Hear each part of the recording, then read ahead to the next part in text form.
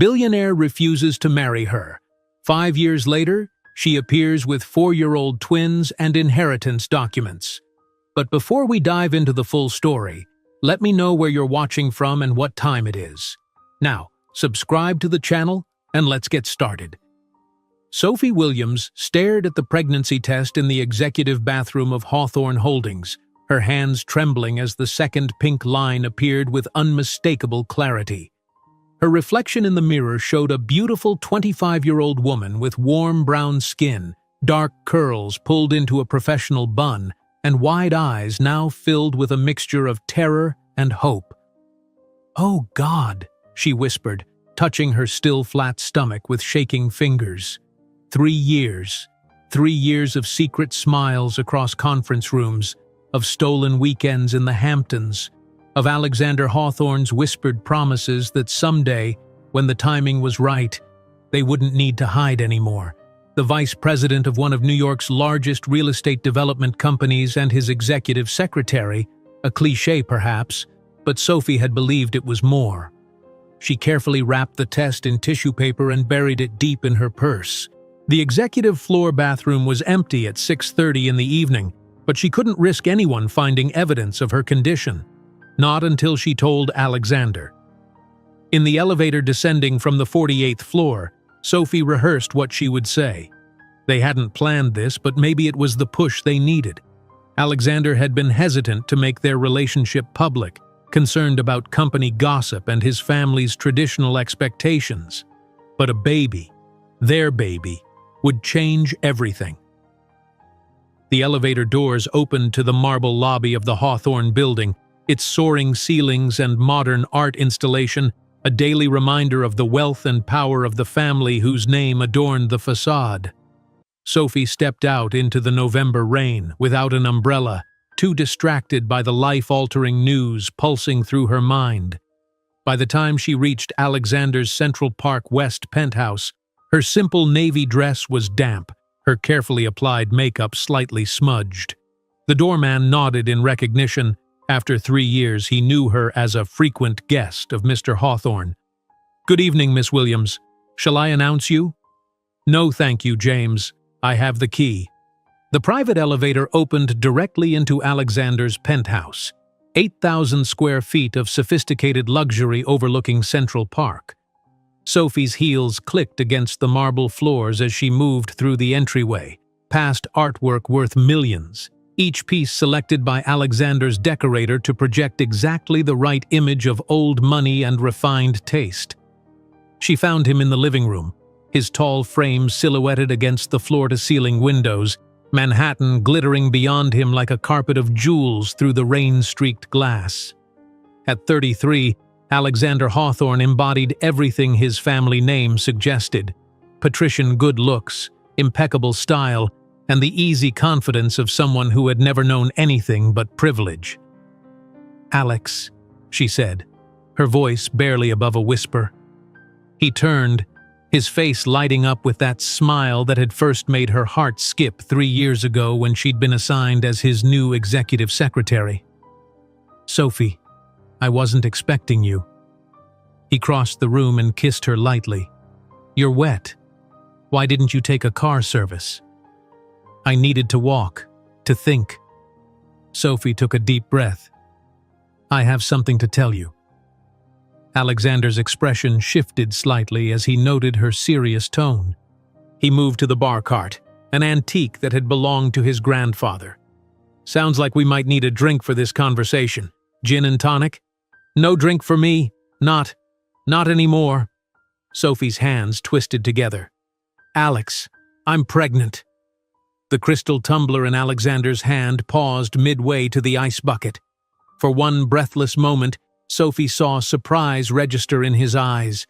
Then something else flickered across his face, something cold that sent a chill down her spine. "Pregnant," he repeated flatly, abandoning the gin and reaching instead for the whiskey. He poured a generous amount and took a long swallow before looking at her again. "How convenient." "Convenient?" Sophie echoed, confusion replacing her nervousness. "What do you mean?" Alexander's handsome face transformed, coldness settling over his features like a mask. A pregnancy is quite the convenient development for someone in your position, isn't it? My position? Sophie took a step back as if physically struck. Alex, what are you talking about? Let's not play games, Sophie. He swirled the amber liquid in his glass.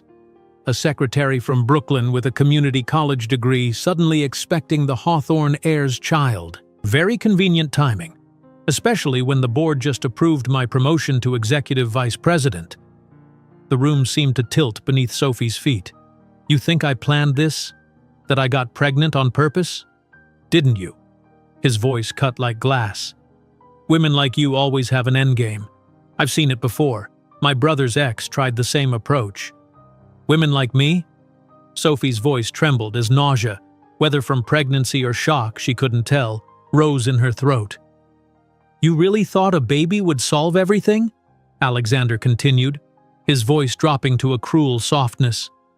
That I'd put a ring on your finger and transform you into Mrs. Hawthorne? Alex, I didn't plan this. We both… Sophie pressed a hand against her stomach, struggling to find words as her world collapsed around her. You never belonged in my world, Sophie, he interrupted with calculated cruelty. A girl from Brooklyn with a community college degree could never be enough for the Hawthorne dynasty. I was just having fun. Each word struck Sophie like a physical blow. For 3 years, she had ignored the condescending comments from his family, believing love would overcome their social differences. In this moment, every illusion crumbled. I want you to leave, Alexander said, turning toward the window, dismissing her. Security will help with your things. My things? Sophie repeated numbly. From your desk. You understand you can't continue at Hawthorne Holdings. You're firing me? The injustice pierced through her shock. Because I'm pregnant? Officially, it will be a mutual separation. He didn't even look at her. Naturally, I can offer financial support for the problem, provided it's handled discreetly. The problem? Sophie asked incredulously, realization dawning with horrifying clarity. The fetus, Sophie. Don't be naive thinking I'll allow you to use my name for extortion. Sophie stood frozen in the middle of the lavish living room, surrounded by artwork worth more than she would earn in a lifetime, facing the man she had loved for 3 years, the man who had just revealed himself to be a complete stranger. I don't want your money, she finally said, her voice steadier than she expected. I don't want anything from you. Alexander shrugged, the gesture dismissive. Your choice. Security will clear your desk tomorrow. My lawyer will be in touch with the separation paperwork. That night, Sophie drove her aging Honda Civic through the storm to her best friend's apartment in Queens, tears blurring her vision as badly as the rain on the windshield. Her calls to Alexander went unanswered. Within 3 days, she received a formal termination letter citing professional incompatibility. Within a week, a courier delivered an envelope containing a substantial check and a confidentiality agreement drafted by Hawthorne Holdings' legal department. Sophie tore both into pieces and watched them flutter from her window like confetti. With just $2,387 in savings, she made a decision. New York would not be the place where she raised her child. She would move to Chicago, where the cost of living was lower, swallowing her pride and refusing to return to her parents who had warned her about men like Alexander. The day before her departure, Sophie sat in a doctor's office, staring at the ultrasound screen in shock. Twins? She whispered. Fraternal twins, the doctor confirmed. Both appear healthy. You'll need to be careful. Multiple pregnancies can be high risk. That night, in her friend's spare bedroom, Sophie placed both hands on her still flat stomach. We'll be okay, she promised, the tiny lives growing inside her. We don't need him. We'll never need him. As the Greyhound bus pulled away from Port Authority the next morning, Sophie Williams could not have imagined that in 15 years she would return to New York, not as a rejected secretary, but as a billionaire about to purchase part of the company owned by the man who had discarded her. The Greyhound bus rumbled across state lines, the gray November landscape blurring outside the window as Sophie pressed her forehead against the cold glass.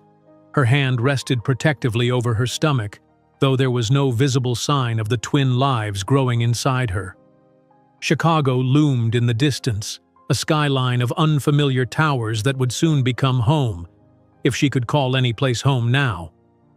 3 days later, Sophie stepped off the platform of the L train into a neighborhood far removed from Manhattan's gleaming towers.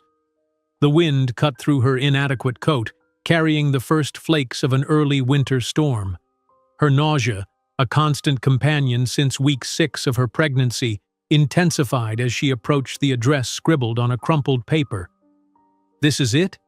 she whispered to herself, staring up at the dilapidated 3-story building with peeling paint and security bars on the ground floor windows. The apartment was barely 500 square feet, a single room with a kitchenette in one corner, a bathroom so small she could touch opposite walls simultaneously, and a window overlooking an alley where garbage trucks rumbled at dawn. The landlord, a heavy-set man with permanent sweat stains under his arms, held out a pen. $700 a month. First and last due now. Utilities extra. His eyes narrowed as they dropped to her flat stomach. No kids allowed. Sophie forced her hand to remain steady as she signed. No kids here, she lied, knowing she had perhaps 5 months before her condition became impossible to hide.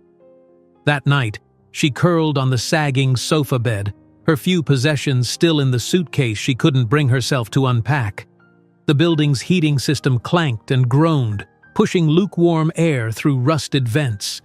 Outside, sirens wailed and unfamiliar voices shouted in the street below. "What have I done?" she whispered into the darkness, allowing herself one moment of terror before squaring her shoulders. What has he done? The next morning, Sophie pinned back her curls, applied concealer to the dark circles under her eyes, and wore her one remaining business outfit, a navy pencil skirt and white blouse she'd rescued from the donation pile during her hasty departure. Her resume, once impressive with executive secretary to the vice president of Hawthorne Holdings, now seemed like evidence of failure. The medical clinic in Southside Chicago occupied the first floor of a converted brownstone, its waiting room filled with worn furniture and outdated magazines. The receptionist position paid $14 an hour, barely enough for rent, but it included basic health insurance that would cover some prenatal care. "Previous experience?" asked the office manager, a middle-aged woman with kind eyes and pragmatic demeanor. "I was executive secretary at a real estate development firm in New York," Sophie answered, hating how her voice caught. "I handled complex scheduling, client communications, and administrative systems. Overqualified for answering phones and filing, I'd say." The woman studied Sophie over reading glasses. "Why Chicago?" Sophie had rehearsed this. Family reasons. A fresh start. She got the job starting the following Monday, mornings only, 8 to 1. It would cover rent, but little else. By Wednesday, Sophie had secured a second position as an evening waitress at a diner 10 blocks from her apartment, working from 6 to midnight. The 6-hour gap between jobs became her lifeline. Time to rest her swollen feet and research affordable prenatal care options. At 16 weeks, Sophie sat alone in a community clinic, staring at the ultrasound monitor where 2 distinct shapes flickered in grainy black and white. "Both heartbeats are strong," the technician said cheerfully. "Would you like to know the gender?" "Yes," Sophie whispered. "Please." "2 boys," the woman smiled. "Identical, I think. Twin boys." The revelation left Sophie breathless with both wonder and terror. 2 babies meant double everything. Double the clothes, diapers, formula, double the love, but also double the responsibility resting solely on her shoulders. Her apartment, barely suitable for one person, would never accommodate twins. With trembling hands, Sophie scoured newspaper classifieds during her lunch breaks, finally finding a basement studio apartment, dark and damp, but $50 cheaper per month, and with a landlord who didn't ask questions about children. By her 6th month, Sophie's pregnancy was impossible to hide. Her body, once slim and energetic, now moved with the careful deliberation of someone carrying precious cargo. The clinic manager was understanding, but the diner owner was not. "Customers don't want their food served by someone who might drop a baby on their laps," he said bluntly, not meeting her eyes as he handed Sophie her final paycheck. Nothing personal. That night, Sophie sat on the edge of her sagging mattress, calculating and recalculating her dwindling savings. The clinic job alone wouldn't cover rent, utilities, and food, let alone baby supplies. With no family support and now visibly pregnant, finding another second job seemed impossible. Desperation drove her to a thrift store the next day, where she purchased a second-hand folding crib, its blue paint chipped but structure sound, for $15. It would have to serve for both babies. In the same store, she filled a shopping bag with tiny onesies, receiving blankets, and a dented breast pump, spending a precious $47 of her reserves. Back in her basement apartment, Sophie arranged the baby items in the corner, the inadequacy of her preparations stark under the single bare bulb overhead. She placed her hand on her swollen belly, feeling the twins moving within. "I'll figure this out," she promised them. Somehow. The solution came unexpectedly during a prenatal checkup when Sophie overheard another patient discussing her job as a night data entry clerk, work she could do from home on her own computer. "The company is always hiring," the woman explained when Sophie inquired. "Pay is per entry, not hourly, but if you're fast, it's decent money." Within a week, Sophie had secured the position. Each night after her clinic shift, she sat at her second-hand laptop, fingers flying over the keyboard, entering endless streams of insurance data until her eyes burned and her back screamed in protest. The twins kicked and tumbled inside her as if protesting the hunched position. At 36 weeks, the contractions began, sharp, insistent pain that had Sophie gripping the edge of the reception desk at the clinic, trying to maintain her professional smile while waves of agony washed over her. "You need to go to the hospital," her manager insisted, already calling for a taxi. "Now." The labor was mercifully fast but intensely painful. Alone in the delivery room except for the medical staff, Sophie bit down on her lip until it bled, refusing to scream as the first twin entered the world. "Baby boy number 1, announced the doctor. 5 pounds, 4 ounces. 3 minutes later, baby boy number 2, 5 pounds even. Exhausted, Sophie reached for her sons as the nurses placed them on her chest. Tiny, perfect beings with caps of dark hair and skin the color of caramel, lighter than her own deep brown but carrying her heritage in their features. Then they opened their eyes. "Oh," Sophie gasped softly as identical pairs of light green eyes, not her dark brown but the precise shade of Alexander Hawthorne's, gazed up at her with unfocused newborn stares. "They're gorgeous," the nurse said, admiring the twins. "Those eyes, they'll break hearts someday." Sophie couldn't respond, too overwhelmed by the sight of Alexander's eyes in her sons' faces. It was as if he had reached across the distance to claim them, to remind her that these children carried his blood, his legacy, the very thing he had rejected. 3 days later, Sophie carried her premature twins into her basement apartment. They seemed impossibly small in the folding crib, which she'd positioned beside her bed to allow her to reach them easily during the night. The data entry company had granted her 2 weeks of unpaid leave, a generous allowance in their eyes.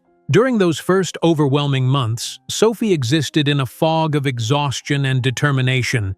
She learned to nurse both babies simultaneously to save time, to type data with one hand while holding a fussy infant with the other, to function on fragments of sleep stitched together between feedings.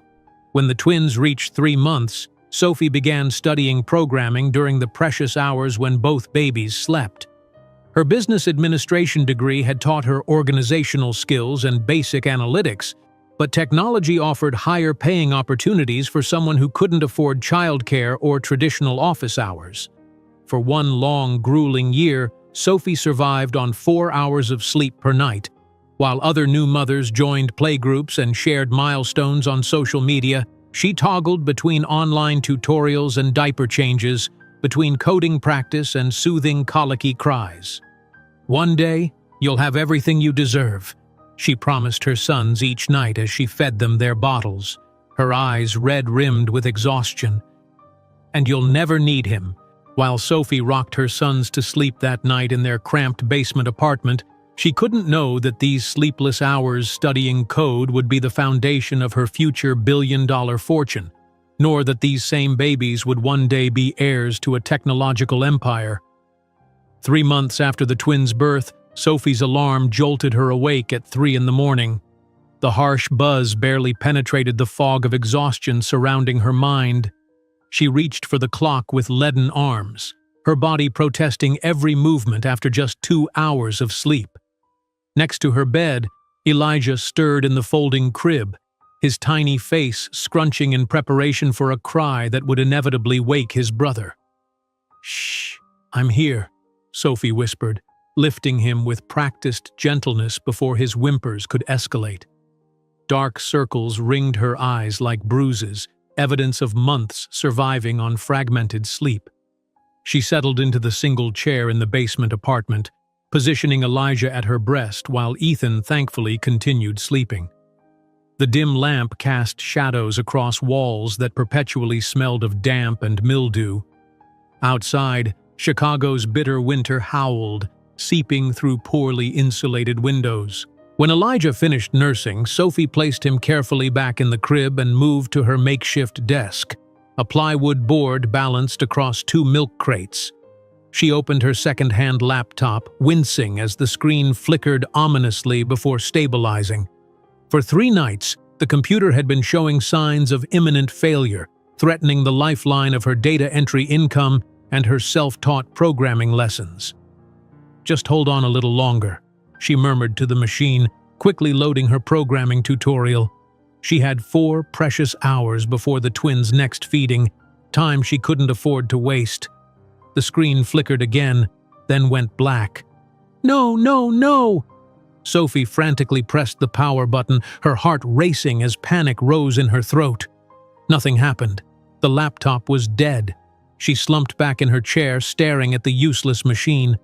Without it, she couldn't complete her data entry shifts. Without those earnings, rent wouldn't be paid. Without shelter. "I won't let this stop us," she whispered fiercely to her sleeping sons. "I won't." The following morning, Sophie bundled the twins against the bitter January cold and boarded the bus to the clinic. During her lunch break, instead of eating the peanut butter sandwich she'd packed, she walked 6 blocks to the public library, twins strapped to her chest and back in second-hand carriers. "Computer access requires a library card," the librarian explained, eyeing the sleeping infants with thinly veiled concern. Sophie filled out the application with shaking hands, acutely aware of each minute ticking away from her precious lunch hour. With temporary access granted, she settled at a computer terminal, quickly searching for affordable laptop repairs. A brightly colored poster on the bulletin board caught her eye. University Innovation Hackathon. Open to community. $5,000 grand prize for sustainable urban solutions. Sophie stared at the notice, the wheels in her mind turning. She'd been coding for months now, learning rapidly through online tutorials. Her business degree had given her analytical foundations, and her experience managing executives had taught her presentation skills. Could she possibly? Ridiculous, she muttered to herself. I'm not a real programmer. Yet she found herself writing down the details before returning to work, the possibility lingering in her mind throughout the afternoon. That evening, Sophie knocked on her neighbor's door. Mrs. Rodriguez, a retired school teacher in her 70s, opened it with a smile that warmed when she saw the twins. They're getting so big, she cooed, tickling Ethan's cheek. Mrs. Rodriguez, Sophie began hesitantly, I need to ask a huge favor. There's this competition this weekend, a programming event that might change things for us. It's 48 hours. I know it's a lot to ask. Bring them Saturday morning. The older woman interrupted. My grandchildren are all grown. I miss having little ones around. I can pay you, Sophie started. Mrs. Rodriguez waved her hand dismissively. You can pay me by winning whatever this thing is. Saturday morning dawned clear and frigid. Sophie arrived at the university campus with her heart pounding. The academic center buzzed with energy as students and professionals set up laptops and equipment. Most appeared to be in their early 20s, wearing university hoodies and speaking in technical jargon that made Sophie's self-taught knowledge seem woefully inadequate. At the registration desk, a young man with thick glasses scanned her application. You're not affiliated with any university or tech company? He asked skeptically. No, Sophie replied, straightening her shoulders. I'm an independent participant. And your background is business administration? His eyebrows rose. You know this is primarily a coding competition, right? I've been studying programming for the past year, she said, fighting to keep her voice steady. My project focuses on energy optimization for residential buildings based on occupancy patterns and external temperature variables. He shrugged. Your table is number 23. Good luck, I guess. Table 23 was tucked in a back corner, far from the prime central locations given to university teams. Sophie set up the library's loaner laptop, conscious of its outdated processing capacity compared to the sleek machines surrounding her. For 48 hours, Sophie barely left her station. She survived on vending machine coffee and granola bars, coding furiously while all around her, younger competitors collaborated in groups. Her project grew from her daily reality, an algorithm that could predict and adjust energy usage in multi-unit buildings based on historical patterns, potentially reducing costs by nearly a third for residents. On Sunday evening, bleary-eyed and voice hoarse from rehearsing her presentation, Sophie stood before the panel of judges, representatives from tech companies and venture capital firms. My solution addresses the invisible energy poverty affecting urban residents, she explained, clicking through her simple slides.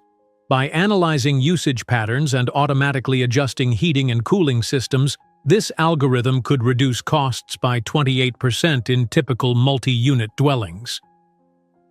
One judge leaned forward. Your simulation shows impressive results, but have you considered the implementation costs across varied building infrastructures? Sophie smiled, exhaustion momentarily forgotten. The beauty of this solution is its adaptability. The initial coding has built-in flexibility to account for buildings constructed between 1950 and present day, with minimal hardware requirements. Questions continued for 10 minutes, each increasingly technical. Sophie answered with confidence born from months of practical study, her hands steady despite her racing heart. When winners were announced, Sophie's project placed third, not enough for the cash prize, but enough to validate her abilities. She packed up her borrowed equipment, fighting back tears of disappointment. She needed that money. Excuse me, Ms. Williams? A middle-aged Asian man in a crisp suit approached her table. Marcus Chen, Horizon Ventures. Do you have a moment to discuss your project? Sophie followed him to the campus coffee shop, pulse quickening with cautious hope. Your algorithm has fascinating commercial applications, Marcus explained, stirring his tea. Most participants created flashy apps with limited market potential. You solved a real problem affecting millions of residential units. Thank you, Sophie replied carefully. I understand practical needs because I live with them daily. Marcus studied her intently. You're not a typical hackathon participant. No, Sophie agreed. I'm a single mother of 3-month-old twins, working data entry jobs while teaching myself to code. Instead of the expected awkwardness, Marcus nodded appreciatively. That explains the practicality of your approach. Ms. Williams, I represent a small angel investment fund focusing on early-stage clean tech. I believe your algorithm could be developed into viable commercial software for property management companies. Sophie's exhaustion vanished. You're interested in investing? $50,000 seed funding against a 20% equity stake, Marcus stated, sliding a business card across the table. plus mentorship and industry connections. Sophie stared at the card, its embossed surface representing a lifeline she'd stopped believing was possible. I would need to maintain majority control, she heard herself saying with surprising steadiness. Marcus smiled. A founder who fights for control. I like that. We can discuss details this week if you're interested. That night, Sophie returned to Mrs. Rodriguez's apartment to collect the twins. Both babies were sleeping peacefully, unaware that their future had potentially transformed in 48 hours. "Did you win?" the elderly woman whispered. "Better," Sophie replied, voice thick with emotion. "I found a beginning." 1 week later, Sophie signed the investment agreement in Marcus's downtown office. That same day, she gave notice at the clinic, enrolled in an intensive coding boot camp, and signed a lease on a small but clean one-bedroom apartment in a safer neighborhood. She also made another significant change.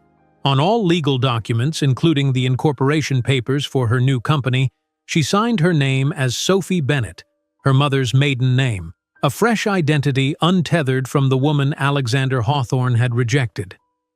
That evening, Sophie placed the twins in their new crib, a proper one with room for both babies, and hung a whiteboard on the wall.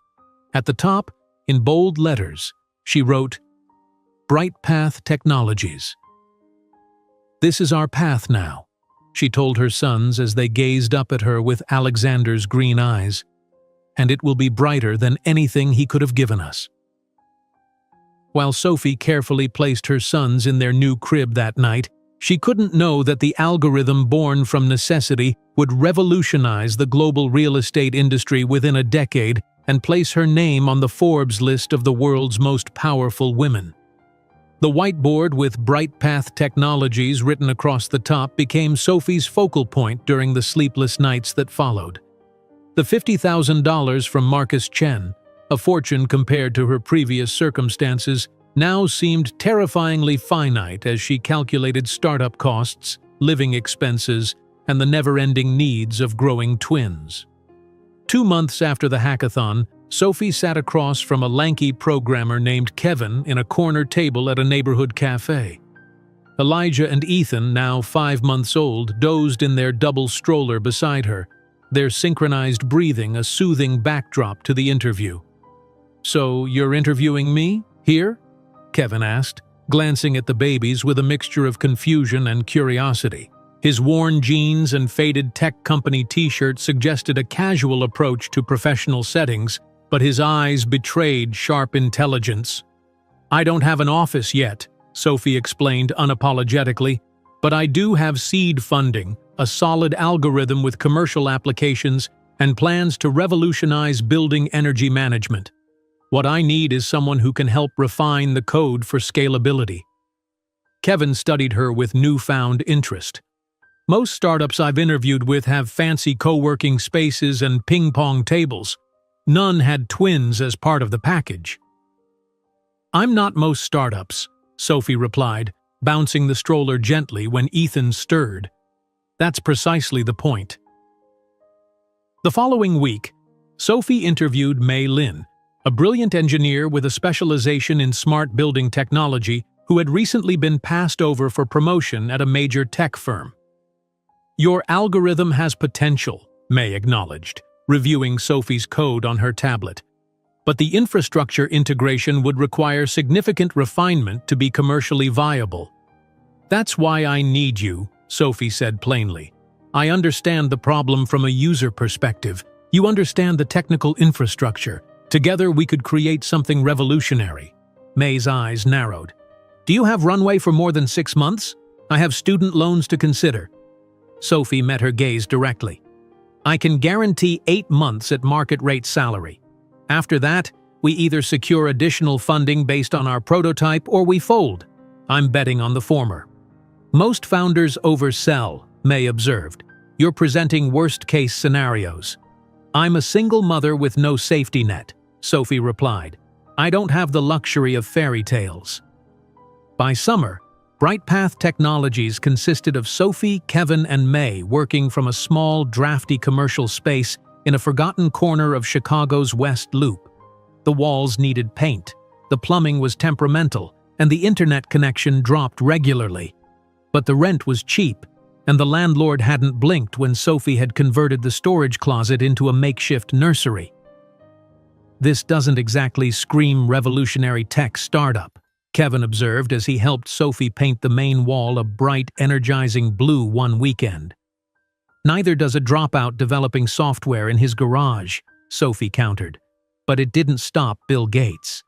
While Kevin and May refined the code, Sophie pursued potential clients with the tenacity of someone who had everything to lose. She targeted smaller, local property management companies, offering free energy audits to demonstrate potential savings. Days became a blur of coding sessions, client pitches, and constant adjustments to accommodate the twins' evolving needs. Most evenings found Sophie working late, one or both babies asleep on a playmat beside her desk, the soft glow of her computer screen illuminating their peaceful faces. On particularly challenging days, when rejection letters accumulated or technical problems seemed insurmountable, she would look at her sleeping sons and find renewal in their steady breathing. 6 months into BrightPath's existence, Sophie sat across from 3 skeptical executives of Lakeside Properties, a small but established Chicago residential management company. "Your proposal claims 28% energy savings," said the oldest man, not bothering to hide his doubt. "That's ambitious for untested technology from a company without track record. Especially from a company led by a—" The second man hesitated, his gaze flickering to Sophie's simple but professional attire. "Someone without engineering credentials." Sophie understood the unspoken assessment. A young woman, clearly not from money, presuming to solve complex technical problems that industry veterans hadn't cracked. She had encountered this skepticism repeatedly. "Gentlemen," she replied calmly, "I've prepared a demonstration." She opened her laptop, connecting it to the conference room projector. The simulation showed energy flow through a typical multi-unit building, highlighting inefficiencies and automated correction protocols. "This model is based on the specifications of your Lakeview property," Sophie explained. "As you can see, the current usage patterns show significant overconsumption during key transition periods." The third executive, who had remained silent, leaned forward. "How did you obtain this data?" "Publicly available energy consumption records combined with building schematics filed with the city," Sophie answered. "Completely legal and ethical research." For 30 minutes, Sophie navigated their increasingly technical questions, demonstrating knowledge that belied her lack of formal engineering credentials.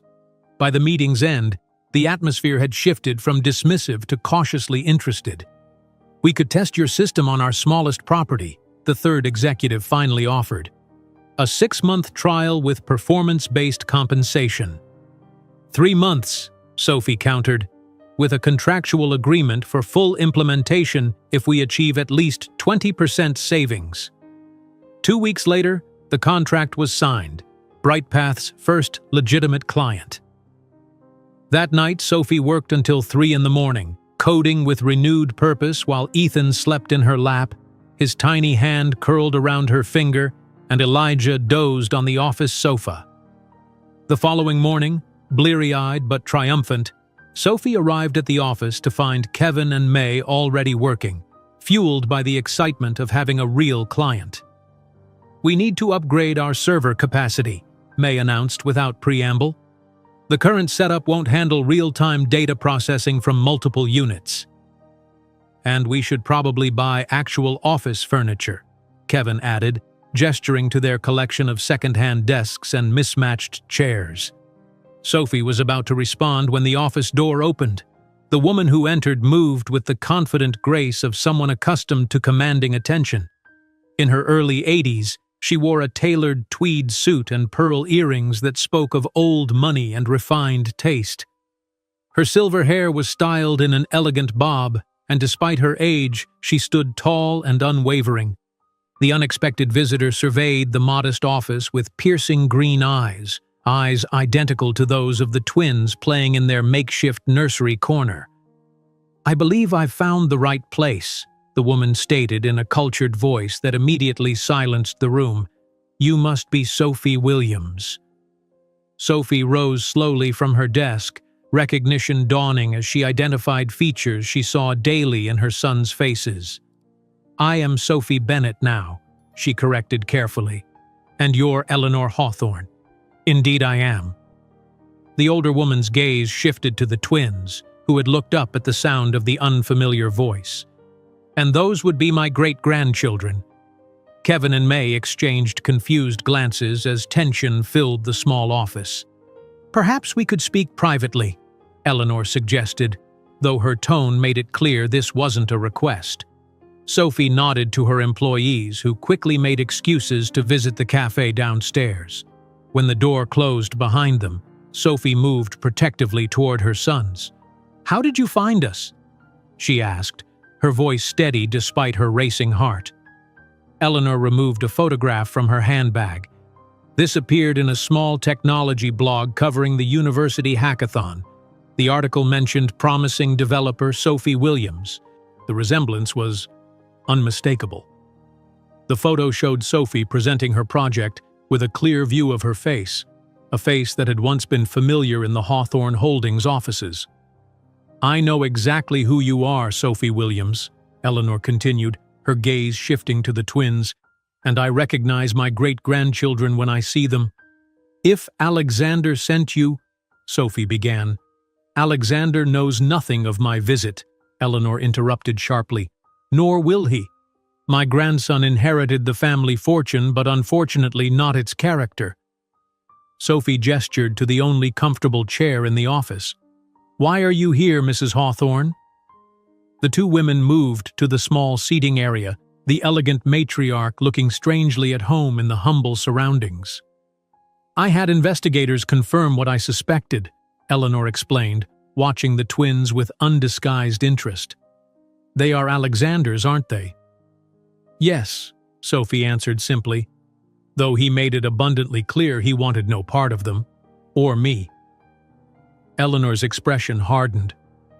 "I'm aware of how you were treated.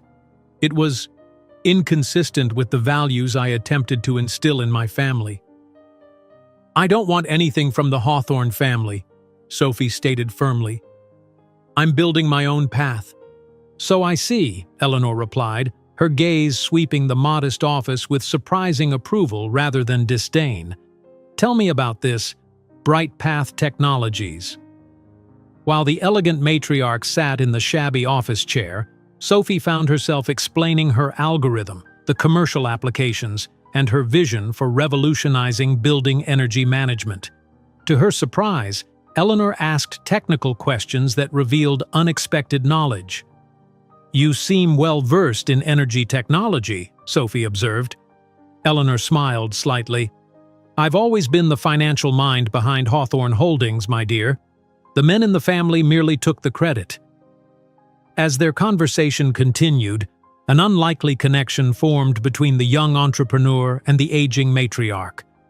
Before leaving, Eleanor made an unexpected proposal, a substantial investment in exchange for minority equity under absolute conditions of secrecy. "Alexander must never know of my involvement," she insisted, writing a check that made Sophie's breath catch. $2 million should provide adequate runway for proper development. That evening, as they shared coffee in Sophie's modest apartment, Eleanor raised her chipped mug with surprising warmth. "To the revenge of underestimated women," the elderly woman said with a conspiratorial smile. Sophie clinked her mug against Eleanor's, unable to suppress a smile of her own. While observing Eleanor Hawthorne exit her modest office, Sophie couldn't imagine that this unlikely alliance would not only save her fledgling company, but also plant the seeds for Alexander's empire's eventual downfall, a decade later. The unlikely partnership between Sophie Bennett and Eleanor Hawthorne became the cornerstone upon which Bright Path Technologies built its foundation.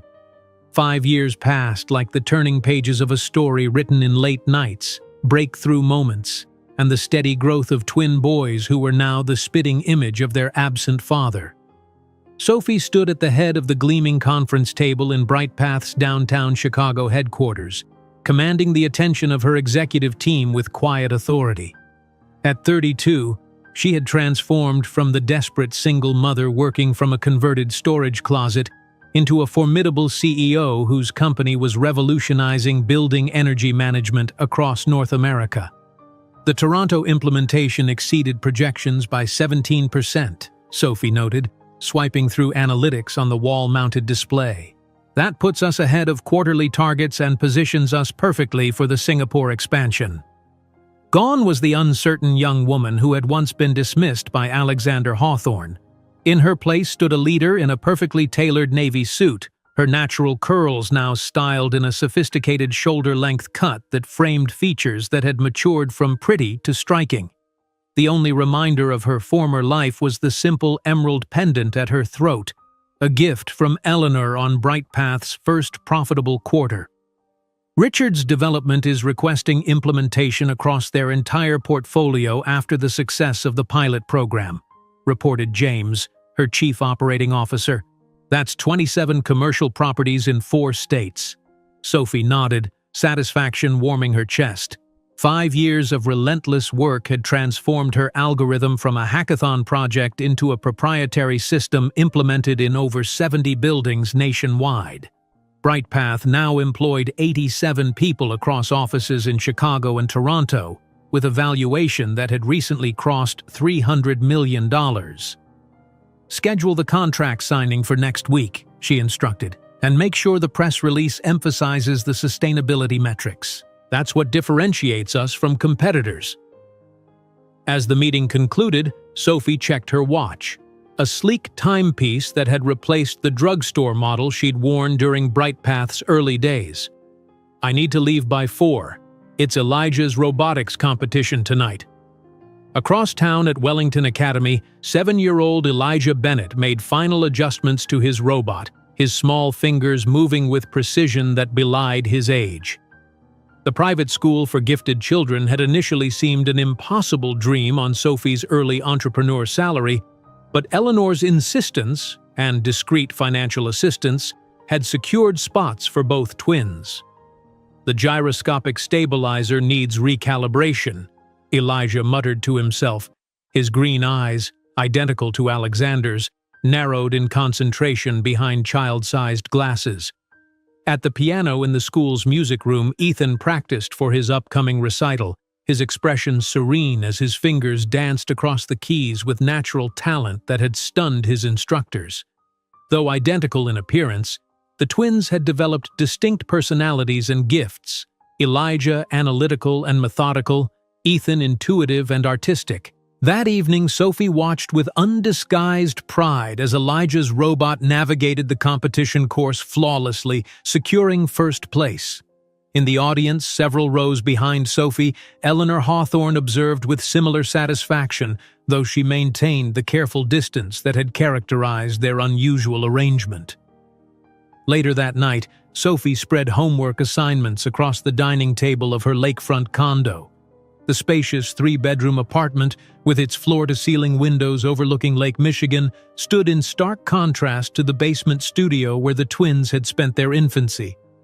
"Mom, I don't understand this equation," Elijah said, pushing his advanced mathematics workbook toward her. As Sophie explained the concept, she couldn't help noticing how Elijah's furrowed brow mirrored Alexander's expression when concentrating. Both boys had inherited not just his distinctive eyes, but many of his mannerisms. The way Ethan tilted his head when listening carefully, how Elijah's right eyebrow arched when skeptical. "You got it?" she asked, ruffling Elijah's hair affectionately. "Got it," he confirmed, already solving the next problem with confidence. The following afternoon, Sophie met Eleanor at their usual spot, a discreet French bistro in a quiet neighborhood far from the business district. Now 84, Eleanor had lost none of her sharpness, though she moved more carefully than when they'd first met. "The quarterly numbers are promising," Eleanor observed, sliding a folder across the table. Inside were detailed reports on Hawthorne Holdings' recent performance, information Sophie had never requested but Eleanor routinely provided. "And how is Alexander?"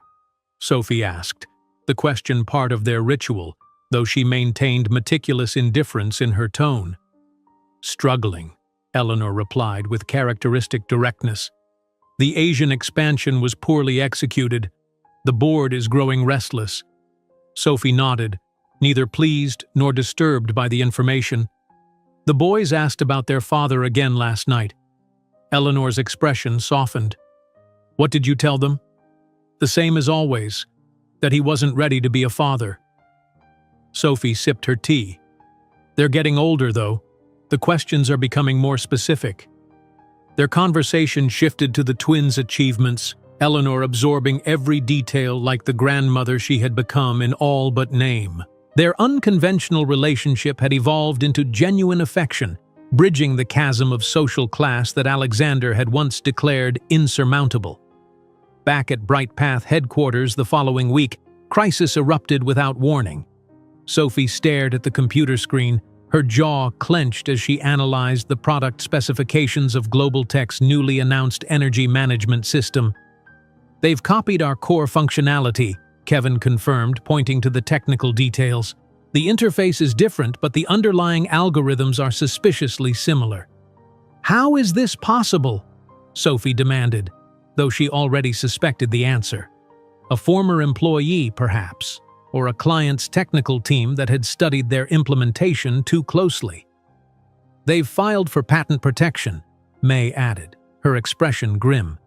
Their legal team is twice the size of ours, and they have resources for a prolonged battle. Sophie immediately convened an emergency meeting with BrightPath's legal counsel, a team of 3 attorneys who appeared visibly uncomfortable with the situation. Global Tech has significantly deeper pockets, the lead attorney explained. They could tie this up in litigation for years, bleeding us dry in the process. So they steal our technology and we just accept it? Sophie's voice remained level, but her eyes flashed with the determination that had carried her from that basement apartment to where she stood now. Not necessarily, the attorney hedged, but you should understand the financial realities of patent litigation. That night, after putting the twins to bed, Sophie returned to her home office and pulled up BrightPath's core code. For 3 consecutive nights, she worked until dawn, fueled by the same desperate energy that had once driven her through those early months of motherhood and startup life. On the 4th day, she called May and Kevin to her office. I've developed a counter-strategy, she announced, pulling up a complex diagram on her monitor. Instead of just fighting their copy, we'll make it obsolete. Over the next 2 weeks, Sophie led her development team in creating what they termed version 2.0, an advanced iteration of their original algorithm that incorporated machine learning capabilities and predictive analytics beyond anything Global Tech had replicated. Instead of merely responding to the theft with legal action, BrightPath announced their revolutionary upgrade at a major industry conference, effectively rendering Global Tech's copied technology outdated before it fully launched. The strategic counter-move garnered industry attention, with technology publications praising the innovative response. Within 3 weeks, Global Tech approached with a settlement offer, acknowledging the patent infringement and agreeing to pay substantial licensing fees. That evening, Sophie took her entire team to dinner at Chicago's finest restaurant, finally allowing herself to celebrate the victory. As champagne flowed and achievements were toasted, Sophie's phone rang with an unfamiliar number. Ms. Bennett, this is Chicago Memorial Hospital. Eleanor Hawthorne has been admitted after suffering a stroke. She's asking for you specifically. Within 30 minutes, Sophie was at Eleanor's bedside, holding the older woman's frail hand. Despite the oxygen mask and monitoring equipment, Eleanor's eyes remained alert and determined. Not my time yet, she whispered, her voice weakened but spirit undiminished. Too much left to do. Save your strength, Sophie urged, genuine concern eclipsing their business relationship. You're the daughter I should have had, Eleanor murmured, squeezing Sophie's hand before drifting into medicated sleep. In the hallway outside, Sophie encountered Eleanor's attorney, a discreet man who had facilitated their partnership from the beginning. Mrs. Hawthorne wishes to make certain amendments to her estate planning, he explained. She's asked that you step out while we discuss the specifics. 3 weeks later, Eleanor had recovered sufficiently to join Sophie and the twins for a Sunday outing at the lake. Seated on a bench while the boys skipped stones across the water, Eleanor and Sophie shared a moment of contentment rare in both their driven lives. "They're extraordinary boys," Eleanor observed, watching Elijah patiently teaching Ethan the perfect stone-skipping technique. "You've done remarkable work, Sophie, with them and with Brightpath." Sophie smiled, momentarily allowing herself to enjoy the validation that once seemed impossibly out of reach. "We've done well together."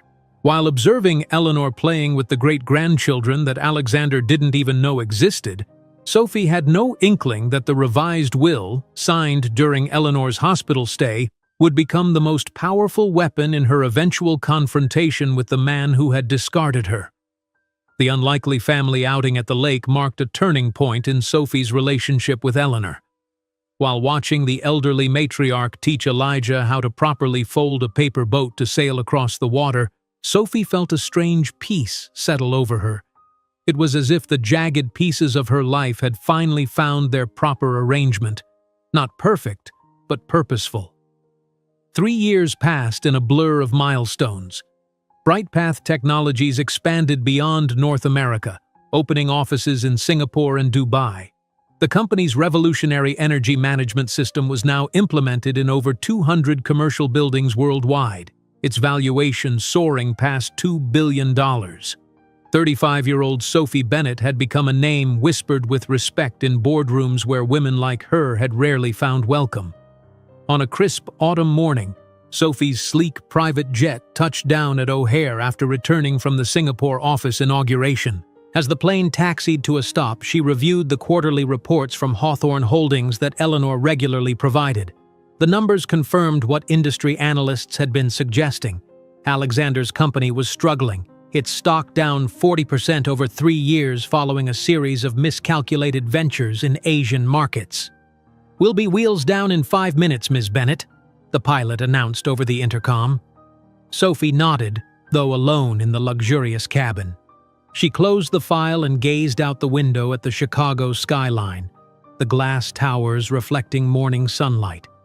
10 years ago, she'd arrived in this city with nothing but a suitcase and unborn twins. Now she owned the top 3 floors of one of those gleaming buildings. The Brightpath headquarters hummed with activity as Sophie strode through the main workspace. Gone was the drafty West Loop office with its makeshift nursery corner. In its place stood an architectural showcase of sustainable design, open concept workspaces, living walls of greenery, and floor-to-ceiling windows offering panoramic lake views. "Morning, everyone," Sophie greeted her team with the warm confidence that had become her trademark. Employees nodded respectfully as she passed, the atmosphere reflecting the company culture she'd deliberately fostered, collaborative, innovative, and notably free of the cutthroat politics that dominated firms like Hawthorne Holdings. In her corner office, Sophie found Kevin and May waiting. Both had grown alongside Brightpath, Kevin now serving as Chief Technology Officer and May as Head of Engineering. They remained the only employees who knew about Eleanor's connection to the company. "The Wilson School called," Kevin mentioned as Sophie settled behind her desk. "Ethan's composition won the national competition. They need permission for him to travel to Washington for the award ceremony." Sophie smiled with pride. "Of course. When is it?" "Next month," May replied, and Elijah's battery prototype was selected as a finalist for the Young Innovators Showcase. Same week, different city. "We'll figure it out," Sophie assured them, though the logistics of supporting 2 exceptional children while running a global company sometimes seemed more challenging than building Brightpath from scratch. That evening, Sophie attended the twins' science fair at Wilson Academy, the prestigious school for gifted children where they'd thrived since age 5. At 10 years old, the boys had grown into striking mirror images of their father, though their warm brown skin tone reflected Sophie's heritage. Elijah stood confidently beside his invention, a revolutionary battery design that stored solar energy more efficiently than existing technologies. Across the auditorium, Ethan demonstrated a sophisticated music composition algorithm he'd developed, which analyzed emotional patterns in classical pieces to create original works. As Sophie moved between her son's exhibits, fielding questions from impressed parents and teachers, her phone vibrated with an incoming call. The screen displayed "private number," Eleanor's usual designation. "Excuse me," Sophie murmured to the chemistry teacher, praising Elijah's innovation. She stepped into the hallway, finding a quiet corner. "Hello?" The voice that answered wasn't Eleanor's but her attorney's. "Ms. Bennett, I'm afraid I have difficult news. Mrs. Eleanor Hawthorne passed away peacefully in her sleep last night." The words hit Sophie with physical force, momentarily stealing her breath. What happened? She finally managed. "Natural causes. She was 87. The attorney's voice softened slightly. "She left explicit instructions regarding your notification." Sophie leaned against the wall, unexpected grief washing over her. Beyond their business arrangement, Eleanor had become a genuine presence in her life, a mentor, ally, and the closest thing to a grandmother her sons had known. "There will be a private funeral service on Thursday," the attorney continued. "Mrs. Hawthorne left instructions that you should not attend, to avoid potential confrontation with her grandson." "I understand," Sophie replied, though her chest tightened at being excluded from properly saying goodbye. "However, she requested your presence at the private reading of her will on the following Monday." 3 days later, Sophie stood at a discreet distance, watching Eleanor's funeral from the privacy of a black town car with tinted windows. The cemetery's rolling green hills provided a serene backdrop for the gathering of New York's elite paying respects to one of their own. Even from afar, Sophie immediately recognized Alexander among the pallbearers, his tall frame and distinctive bearing unmistakable despite the years. He looked older, Sophie noted with detached curiosity. His once purely dark hair now showed distinguished silver at the temples, and even at a distance she could see lines of stress etched around his eyes. The Golden Prince who had dismissed her as unworthy now appeared burdened, diminished somehow. That evening, the twins approached Sophie during dinner at their lakefront home. "Mom," Elijah began with the directness that characterized him, "why don't we ever talk about our father?"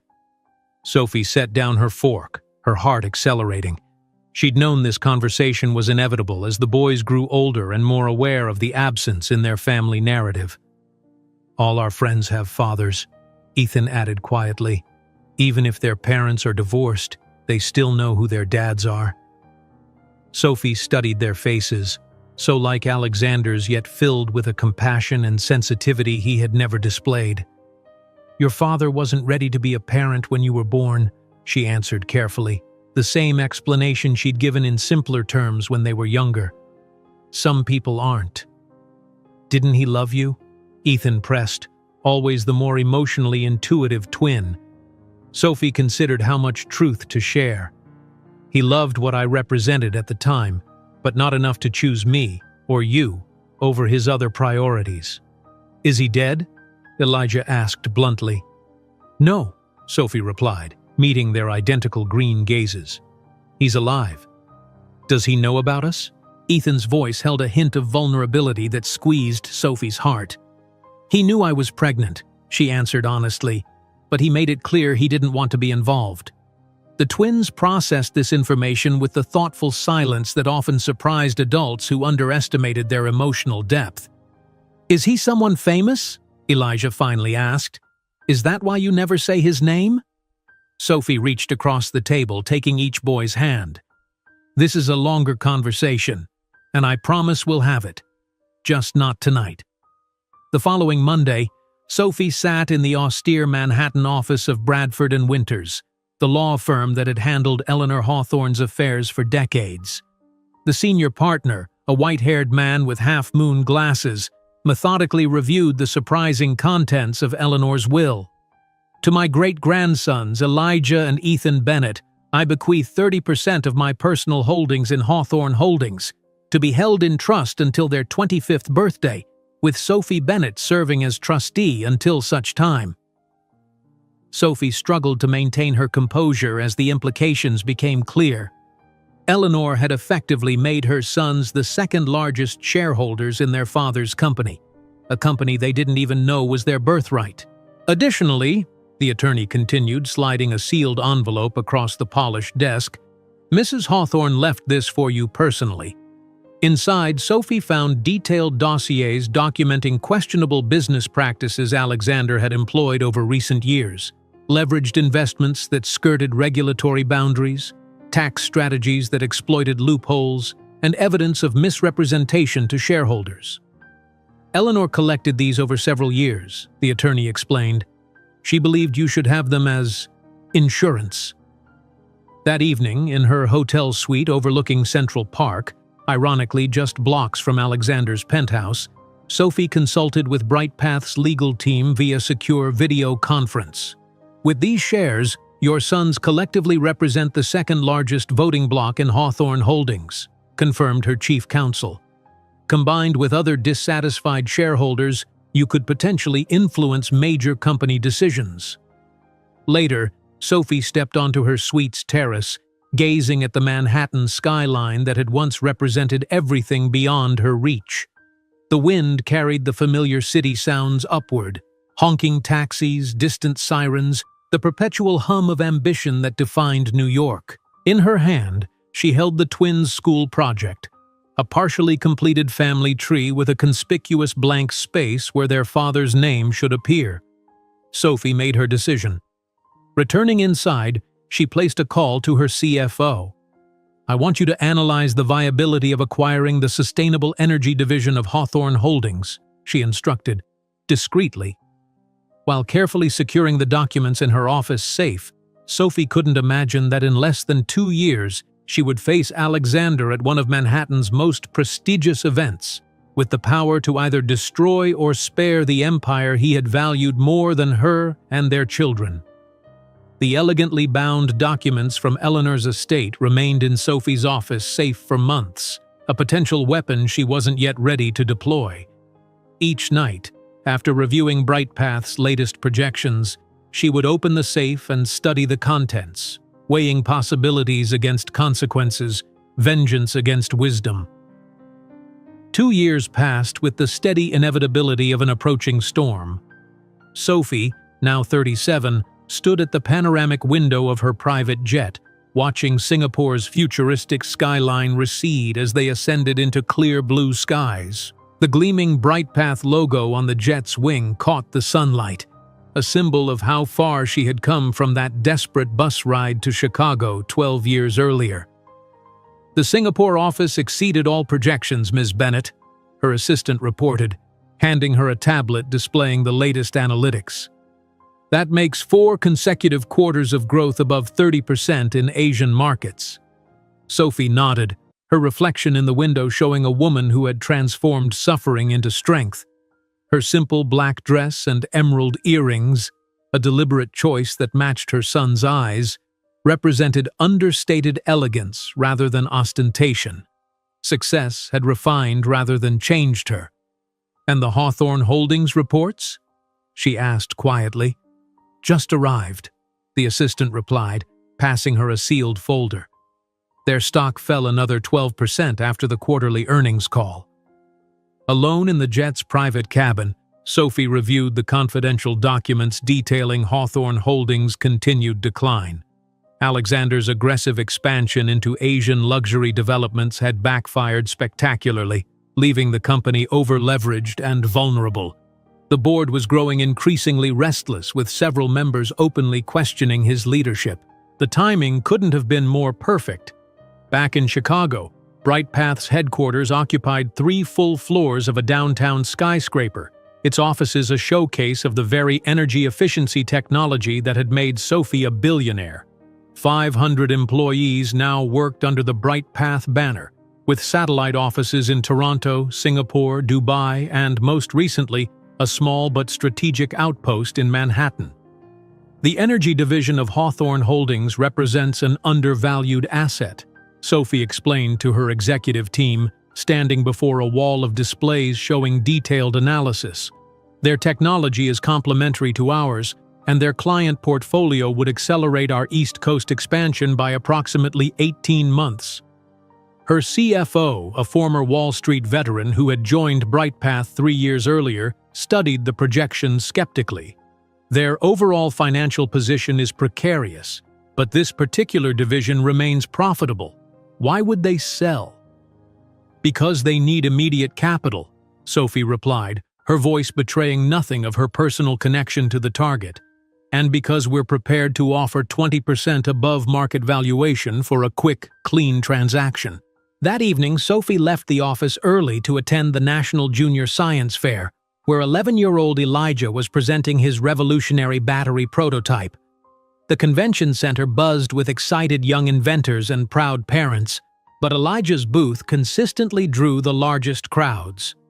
The nanomaterial coating increases energy retention by 63% compared to standard lithium-ion configurations, Elijah explained to judges with the confidence of someone 3 times his age, his green eyes, Alexander's eyes, bright with enthusiasm behind wire-rimmed glasses. Across the hall, Ethan demonstrated his artificial intelligence composition program, which analyzed emotional patterns in classical music to create original pieces that reflected specific moods. A small crowd had gathered as the program generated a hauntingly beautiful melody based on parameters Ethan had coded himself. Sophie watched her sons with quiet pride, marveling at how their gifts had flourished despite, or perhaps because of, the challenges of their early years.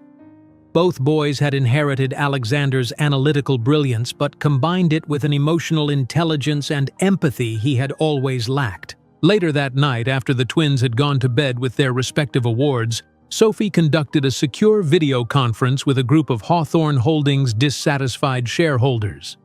BrightPath Technologies is prepared to offer a significant premium for the energy division, she explained, her presentation impeccable. The transaction would provide immediate capital influx and stabilize Hawthorne's position with creditors. "And what's your interest in this particular division, Ms. Bennett?" asked an elderly board member, his skepticism evident even through the screen. "Strategic integration," Sophie replied smoothly. "Their renewable energy control systems complement our efficiency algorithms. Together, they create an end-to-end solution no competitor can match."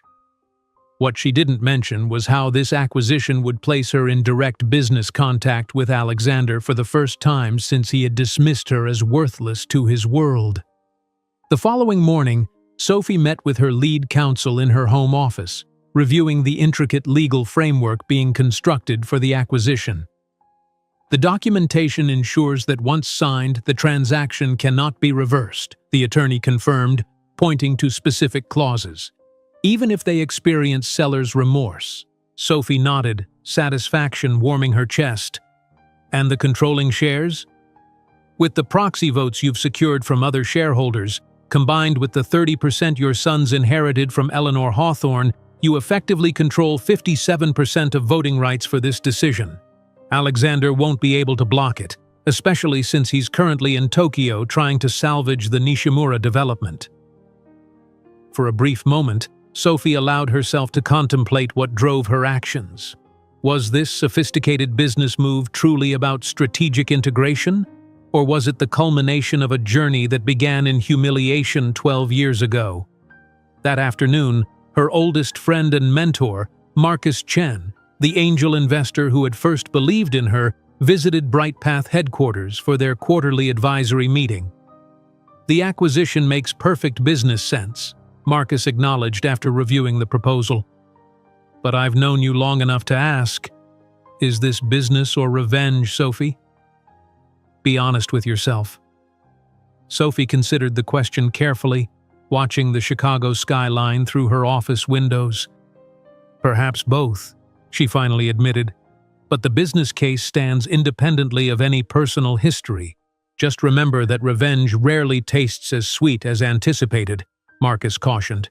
"Make sure whatever you're seeking brings closure, not continuation." 2 weeks later, Sophie took the twins shopping at Chicago's most exclusive men's store, selecting perfectly tailored suits for an upcoming trip. "These are expensive, Mom," Ethan observed, always the more practical twin despite his artistic temperament. "You need to look impeccable for this event in New York," Sophie explained, adjusting Elijah's collar. "It's important."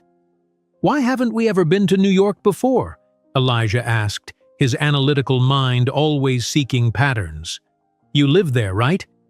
The question hung in the air, laden with implications Sophie wasn't yet ready to address. How could she explain that New York represented both the greatest pain and the completion of her journey? That the city contained the beginning of their story and, soon, its resolution? "It never seemed like the right time," she answered carefully. "Until now." The following day, Sophie's CFO burst into her office with uncharacteristic excitement. "The Hawthorne board approved the sale. Alexander is still in Tokyo and completely unaware. By the time he returns, the papers will be signed." Sophie maintained her professional composure, but satisfaction spread through her chest like warmth. "Prepare the final contracts. We'll announce at the Black Tie Gala in Manhattan next week." That evening, she studied Alexander through the corporate intelligence reports that had become a strange ritual over the years. Divorced after a 3-year marriage to a Boston socialite. No other children. Increasingly isolated within his own company. The Golden Prince was tarnishing rapidly, his kingdom crumbling even before Sophie's calculated move. The night before their departure for New York, Sophie sat on the edge of Ethan's bed during their goodnight routine, smoothing his dark curls away from his forehead. "Mom?" he asked sleepily. "Is there something you're not telling us about this trip?" Sophie hesitated, her hand stilling against his cheek. Ethan had always been eerily perceptive about emotional undercurrents. "Why do you ask?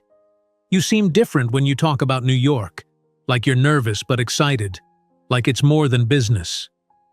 "Get some sleep," she answered, kissing his forehead. "Everything will make sense soon."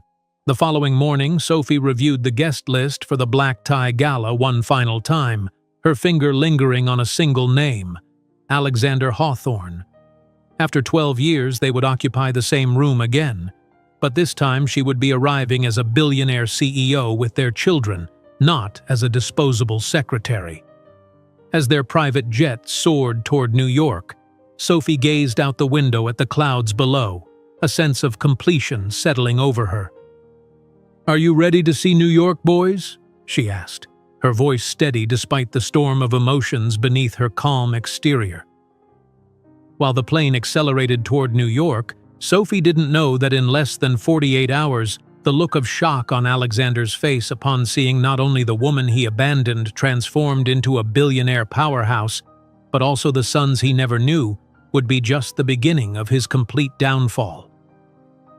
The Hawthorne family jet touched down on the tarmac of Teterboro Airport with the smooth precision that characterized everything associated with the Bennett name, a name that had, in just 12 years, become synonymous with innovation and excellence. As the plane taxied to a stop, Sophie gazed out the window at the familiar New York skyline in the distance, her heart beating a steady rhythm of anticipation. "We've arrived, Ms. Bennett," the pilot announced over the intercom. "The car is waiting." Sophie turned to her sons, who were already gathering their tablets and books.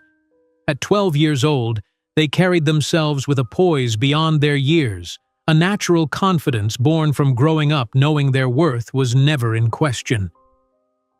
"Ready for your first New York adventure?"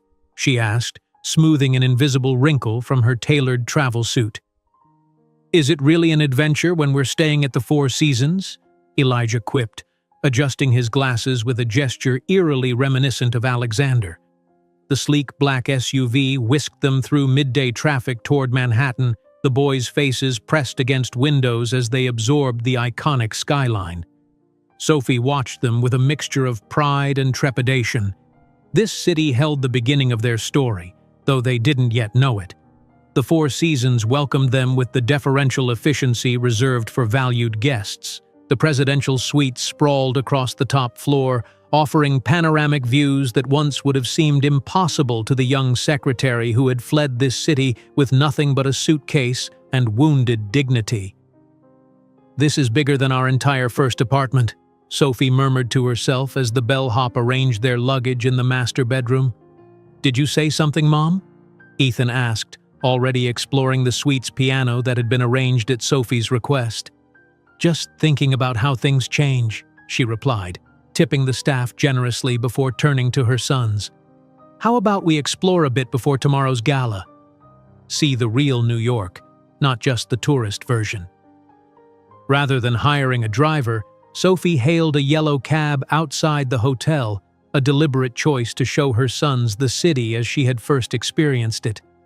They began in Brooklyn, the cab weaving through neighborhoods where brick townhouses and corner bodegas created a tapestry of authentic city life. "I grew up on this street," Sophie said casually as they passed a row of modest brownstones in Brooklyn Heights. She pointed to a third-floor window. "That apartment there, 3 rooms for 4 people. Your grandmother worked 2 jobs to afford it." The twins exchanged glances, absorbing this glimpse into their mother's past, a past she rarely discussed in detail. "It looks small," Elijah observed. "It was," Sophie confirmed, "but it was home." They continued their tour across the Brooklyn Bridge, Sophie pointing out landmarks and sharing carefully edited stories from her youth. As the cab approached Midtown, she fell silent, her posture subtly tensing. "Can we drive past the Hawthorne building?" she asked the driver, her voice deliberately casual. "It's an architectural landmark." The massive glass tower rose 60 stories above Fifth Avenue, the Hawthorne name emblazoned in understated gold lettering above the entrance. Sophie stared up at the 48th floor, where her desk had once stood, where she had first met Alexander, where everything had begun. "You know a lot about this building," Ethan noted, his perceptive gaze studying her face. "Did you work there?" Sophie hesitated, then nodded. "I did, before you were born." "Is that how you know so much about Hawthorne Holdings?" Elijah asked, making connections with his analytical mind. "The company we're acquiring part of tomorrow?" "You're very observant," Sophie replied, deflecting the question with practiced ease. "Yes, I'm familiar with their operations." As evening approached, they returned to the hotel to prepare for dinner. While the boys changed clothes, Sophie stood alone on the suite's terrace, gazing across Central Park toward the penthouse where Alexander had once dismissed her as beneath him. The memory no longer stung as it once had, transformed instead into a reminder of how far she had come. Her phone vibrated with an incoming call from her CFO. "Everything's confirmed," came the crisp report. "Alexander Hawthorne is on the attendee list for tomorrow night's gala. He's scheduled to represent Hawthorne Holdings during the Innovation Showcase portion." "Thank you," Sophie replied, her voice betraying nothing of the emotions swirling beneath her composed exterior. After dinner at a trendy restaurant where the maitre d' had fawned over the famous Sophie Bennett, they returned to the suite. The twins seemed unusually quiet, exchanging meaningful glances that Sophie recognized as their private communication. "Mom," Ethan finally said as they settled in the living area of the suite, "there's something strange about this trip, isn't there?" Sophie looked up from her tablet, meeting her son's questioning gaze. Ethan had always been the more emotionally intuitive twin, sensing undercurrents that others missed. "What makes you say that?" she asked carefully.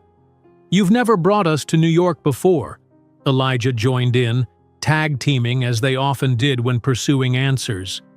"You get tense when certain buildings or company names come up, and you keep checking the guest list for tomorrow's event." Sophie set down her tablet, studying her sons. Their green eyes, so like their father's, held a maturity that sometimes caught her off guard.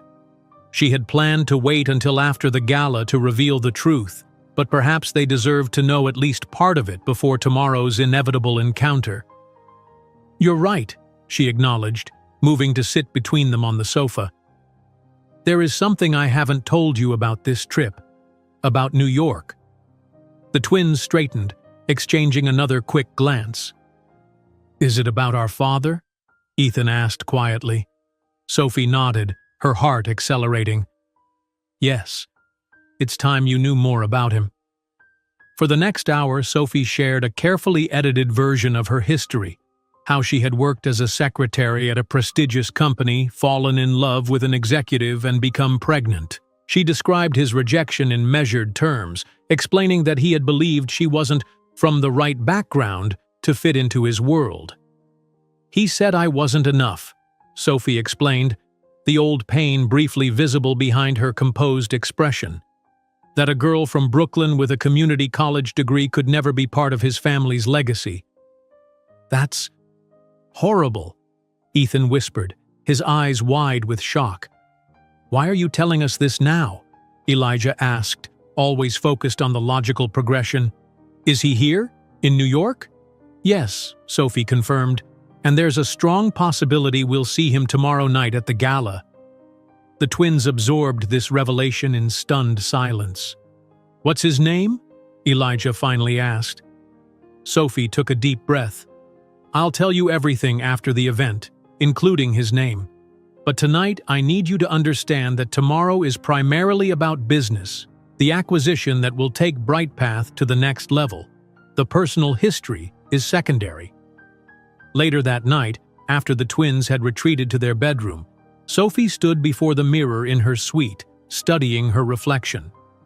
The woman who gazed back bore little resemblance to the young secretary who had once trembled before Alexander Hawthorne with a positive pregnancy test in her hand.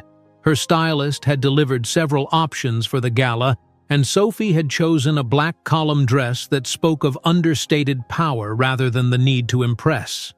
The only adornment she would wear was the emerald pendant and matching earrings, their color an exact match for her son's eyes. In the morning, as preparations for the gala intensified, Sophie received hourly updates from her team about the final acquisition details. By late afternoon, the contracts were ready, the press release drafted, and the announcement prepared for the evening's event.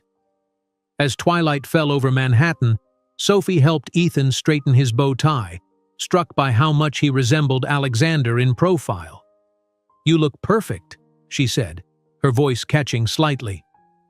"Are you nervous, Mom?" Ethan asked, sensing her tension.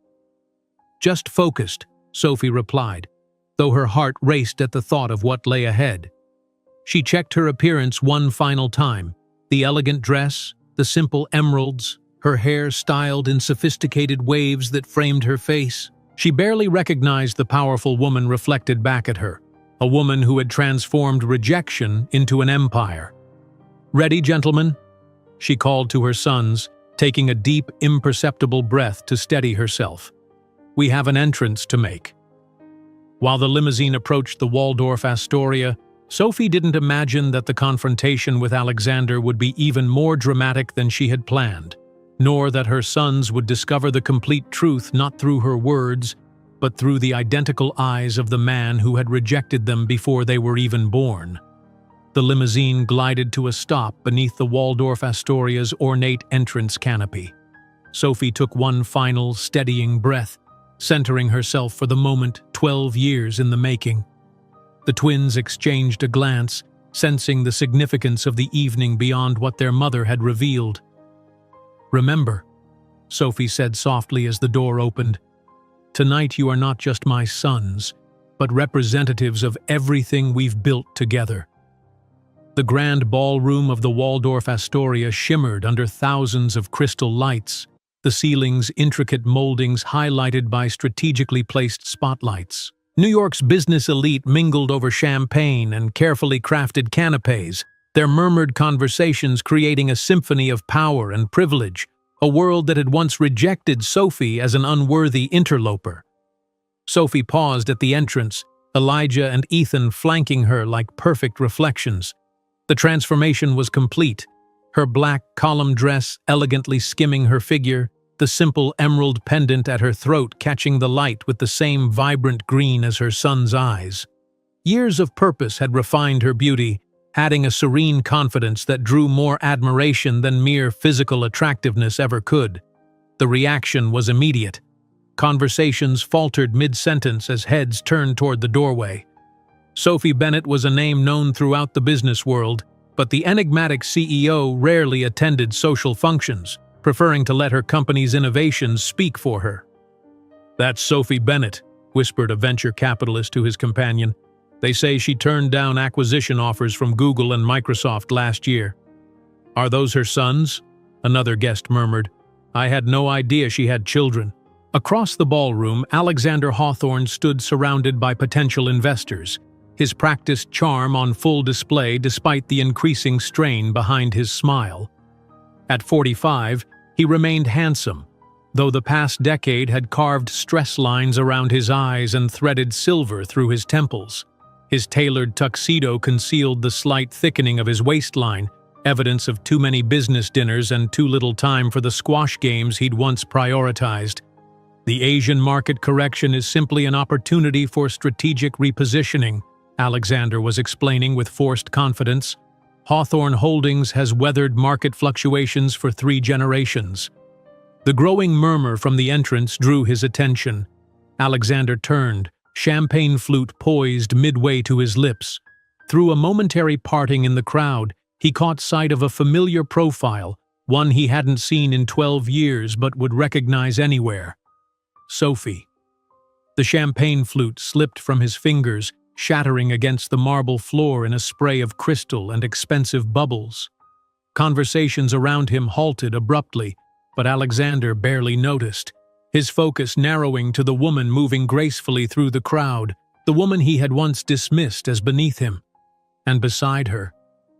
All color drained from Alexander's face as his gaze fixed on the 2 boys flanking Sophie. 12-year-old mirror images of himself, down to the distinctive hawthorn green eyes, though their skin tone was several shades darker than his own. The recognition hit him with physical force, momentarily robbing him of breath. Sophie spotted Alexander the instant his glass shattered. Their eyes locked across the crowded ballroom, and for a fraction of a second, 12 years collapsed into nothing. Then Sophie's professional mask returned and she turned to her sons. "Wait here a moment," she instructed quietly. "There's someone I need to speak with first." Sophie moved through the crowd with measured steps, the sea of guests parting instinctively before her. Alexander remained frozen, unable to tear his gaze from the approaching woman who bore no resemblance to the tearful secretary he'd cast aside. This Sophie moved with the confident grace of someone who belonged in any room she entered. "Alexander," Sophie greeted him with perfect composure, her voice carrying just enough warmth to appear courteous to observers.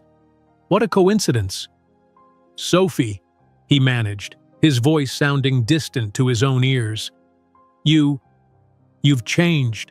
"Life does that to us," she replied with a subtle smile, aware of the photographers capturing what appeared to be a casual business encounter.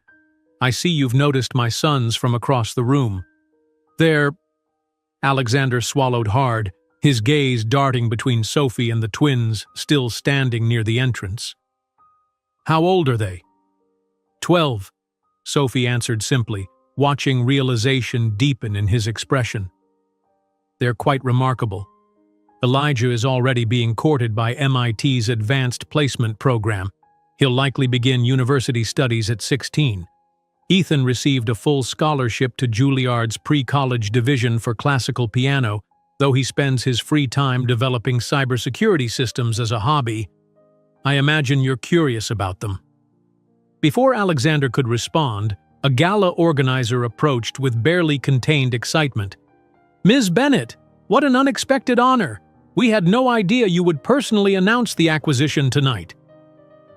Alexander's pallor intensified. "Acquisition? Oh, you weren't informed?" Sophie asked with perfectly feigned surprise. "BrightPath Technologies has just acquired the Sustainable Energy Division of Hawthorne Holdings. Your CFO assured us everything was approved." She turned to the organizer. "I hope the schedule adjustment isn't an inconvenience." "Not at all. We've added your announcement to the program immediately after the welcome address." Alexander's jaw tightened. "That's impossible. Such a transaction would require board approval." "How strange that you weren't notified," Sophie commented, signaling to an assistant who immediately approached with an elegant leather portfolio. "Perhaps you should review the documentation. The signature page is particularly interesting. where the controlling shareholders authorized the sale. Alexander snatched the portfolio, flipping through the meticulously prepared documents with increasingly frantic movements. His face grew ashen as he reached the voting record, 57% in favor of the sale. "This can't be legal," he hissed, voice low enough that only Sophie could hear. "I control the majority shares." "Not anymore," Sophie replied calmly. "And not for some time, actually. Your grandmother made certain of that." "My grandmother?" Alexander's confusion was genuine. "Eleanor always had remarkable foresight about investments," Sophie continued, "including the legacy she left for her great-grandsons." Sophie made a subtle gesture, and the twins approached with impeccable timing. They moved with the natural confidence of boys who had been raised knowing their worth was never in question, the exact opposite of how Sophie had felt in Alexander's world. "My sons, this is Alexander Hawthorne, CEO of the company we've partially acquired," Sophie introduced with practiced neutrality. "Alexander, my sons Elijah and Ethan Bennett." The boys extended their hands with perfect manners, unaware they were greeting their biological father. Alexander shook their hands mechanically, his gaze locked on their faces, searching for and finding unmistakable confirmation of his own features. "The resemblance to your grandmother Eleanor is remarkable, isn't it?" Sophie commented casually. "The same distinctive Hawthorne green eyes." Alexander's shock deepened.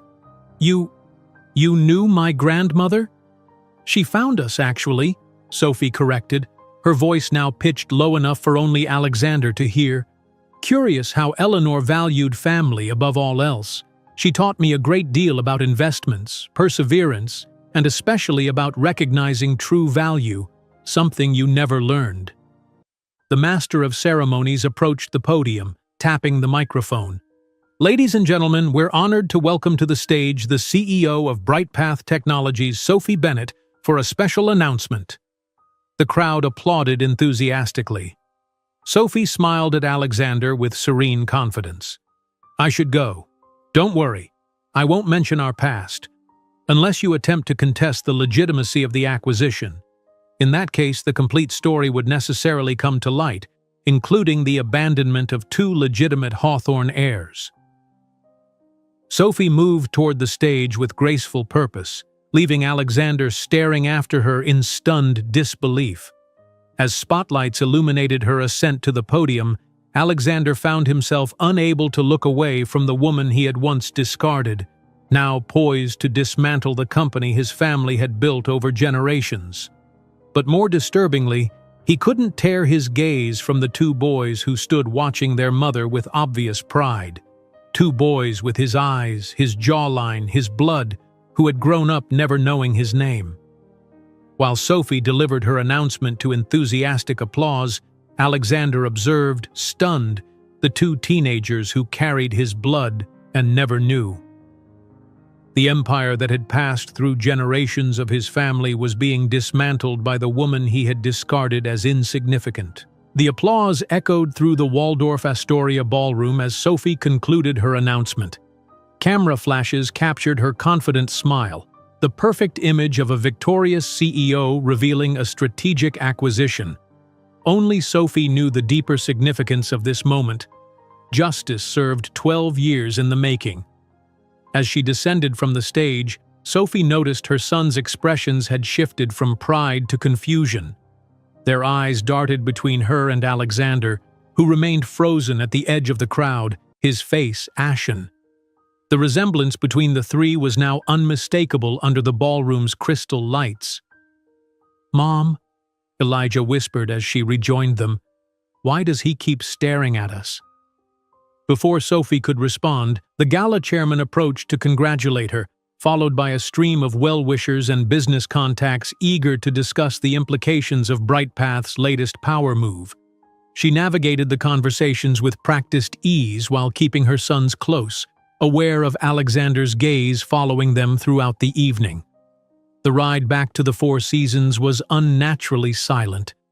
Sophie could feel the questions building between the twins, their usual animated chatter replaced by thoughtful silence. As the limousine glided through Manhattan's glittering streets, Elijah finally broke the tension. "He's our father, isn't he? Alexander Hawthorne." Sophie met her son's penetrating gaze in the dim car interior. So like Alexander's in shape, yet containing a depth of empathy his father had never possessed. "Yes," she answered simply. "I was going to tell you everything tonight, after the event." "That's why you brought us to New York," Ethan said softly, understanding dawning in his expression. "Not just for the acquisition announcement." The car pulled up to the hotel entrance. Sophie reached for both boys' hands. "Let's continue this conversation upstairs." In the privacy of their suite, Sophie sat between her sons on the plush sofa, the Manhattan skyline twinkling beyond the floor-to-ceiling windows. The moment she had both dreaded and prepared for had arrived sooner than expected. "I met Alexander Hawthorne when I was 25, she began, her voice steady despite the emotions swirling beneath. "I was his executive secretary at Hawthorne Holdings. We had a relationship for 3 years, kept secret because of company policy and because—" She paused, choosing her words carefully. "Because his family had certain expectations about suitable partners." "You weren't suitable?" Elijah's voice held a note of indignation. "In their view, no. I was from Brooklyn, with a community college degree and no family connections. The Hawthornes had been part of Manhattan's elite for generations." Sophie described the relationship, the pregnancy, and that final devastating confrontation in Alexander's penthouse.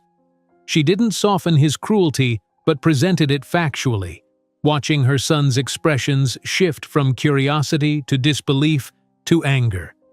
"He actually said you weren't enough for the Hawthorne dynasty?" Ethan's voice cracked with emotion. "How could anyone say that to another person?" "He called us a problem to be handled," Elijah added, his analytical mind grappling with the cold calculation such words revealed. Sophie nodded, remembering the rain-soaked journey from that penthouse, how each step had felt like walking through concrete. "I left New York that week, started over in Chicago with nothing but determination to prove him wrong." "Is that why you named the company Bright Path?" Ethan asked perceptively. "Because he said you didn't belong on his path?" Sophie smiled gently. "Perhaps subconsciously. I wanted to forge my own way, a brighter one than anything associated with the Hawthorne name." "But Eleanor found you," Elijah noted, connecting the pieces. "His grandmother." "Yes. She saw your photograph in a tech blog when you were 5, recognized the family resemblance immediately. Instead of confronting me with accusations, she offered partnership. She became our secret ally, and eventually left you shares in Hawthorne Holdings." The twins absorbed this revelation in stunned silence.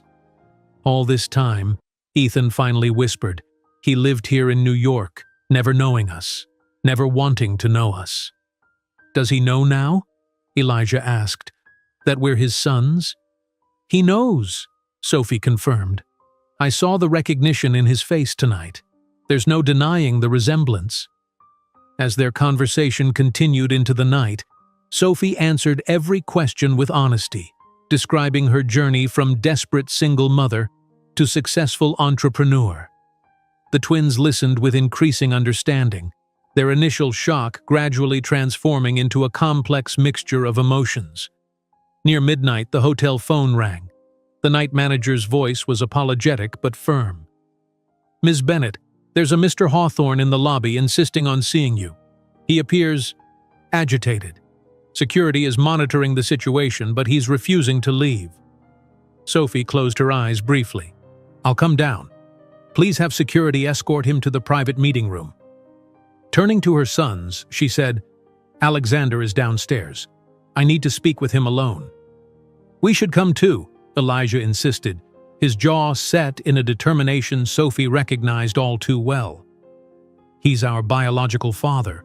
We have a right to be part of this." "Not tonight," Sophie replied gently but firmly. "First, I need to establish boundaries. You'll meet him when you're ready, if you choose to, but on your terms, not his." The private meeting room off the hotel lobby offered discreet luxury, muted lighting, comfortable seating, and absolute privacy. Sophie entered to find Alexander pacing, his bow tie undone, hair slightly disheveled. The composed executive from earlier had been replaced by a man unraveling at the seams. "How could you do this?" he demanded without preamble, stopping his pacing to face her. "Destroy my family's legacy right under my nose?"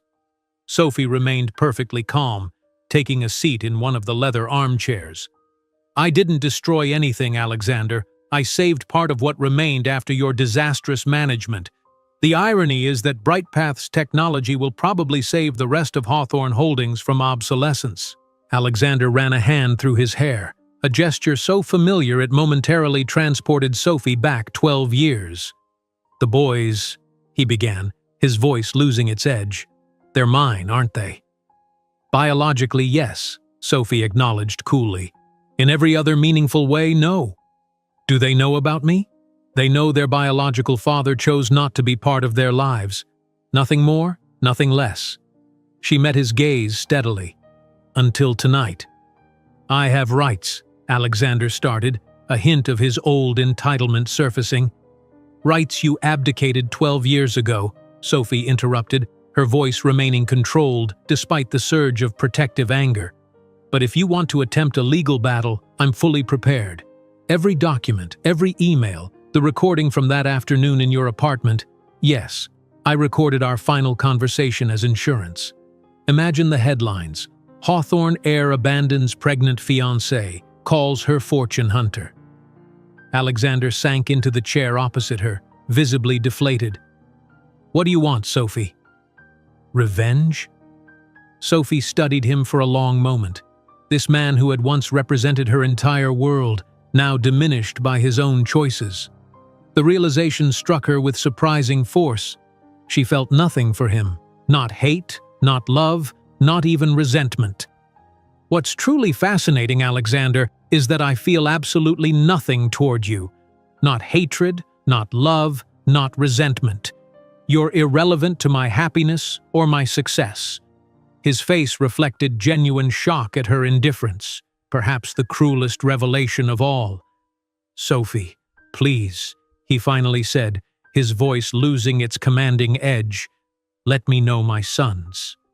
"That decision is no longer mine," she replied with serene finality. "Elijah and Ethan are nearly adults. If they choose to know you after I've told them the full truth, I'll respect their choice. But don't expect an instant family. You've missed 12 years of extraordinary lives." The following morning, Sophie sat with her sons at breakfast, watching as they processed everything they had learned. With maturity that continually surprised her, they decided they needed time before any meeting with their biological father. A week later, BrightPath Technologies announced the construction of a renewable energy research center in Brooklyn, in the same neighborhood where Sophie had grown up. The $1.2 billion project would generate thousands of jobs and revitalize an area long overlooked by corporate investment. Meanwhile, Hawthorne Holdings faced its worst crisis in 3 generations. Alexander was forced to resign as president by the board, replaced by an external executive with restructuring experience. His personal fortune, while still substantial, had been reduced by half. 6 months later, Sophie sat in her Chicago office overlooking Lake Michigan, reviewing quarterly projections when her assistant delivered an unexpected message. "Elijah has agreed to have lunch with Alexander next week," she said. "Ethan still isn't ready." "Are you sure you're okay with this?" her assistant asked, knowing enough of the history to understand the significance. Sophie smiled, glancing at the photograph of her sons on her desk, the same babies she had once held in a tiny apartment 12 years earlier. "Completely. They need to write their own stories." That evening, alone in her penthouse, Sophie opened a bottle of champagne and toasted silently to her journey. It had never been about revenge. It was about building something so magnificent that the past became merely a small chapter in an extraordinary story. In her closet, kept in a simple box, was the only memento she had kept from those days, the positive pregnancy test that had changed her life. not as a reminder of Alexander but as testimony to her own strength. Sophie Bennett had proven her worth, not to the man who had rejected her but to herself.